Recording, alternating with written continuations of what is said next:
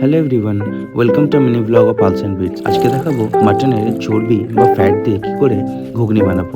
ঘুগনি বানানোর জন্য ফার্স্টেই ওভারনাইট আমি মটরগুলোকে ভিজিয়ে নিয়েছি এবং সিদ্ধ করে নেবো। পাশাপাশি একটা পেস্ট বানিয়ে নেবো পেঁয়াজ, আদা, রসুন, কাঁচা লঙ্কা। মটরগুলো অলরেডি সিদ্ধ হয়ে গেছে। আমি সেম প্রেসার কুকারেই জিরে, তেজপাতা, শুকনো লঙ্কা ফোড়ন দিয়ে পেস্টটা আমি অ্যাড করে দেবো।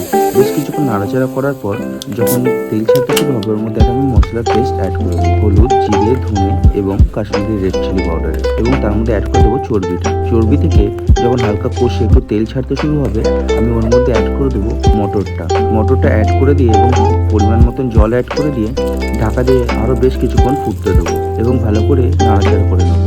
ব্যাস, তারপরেই রেডি হয়ে যাবে আমাদের মাটনের ফ্যাট বা চর্বি দিয়ে ঘুগনি। ব্যাস, তাহলে আজ রবিবার ট্রাই করেই ফেলুন।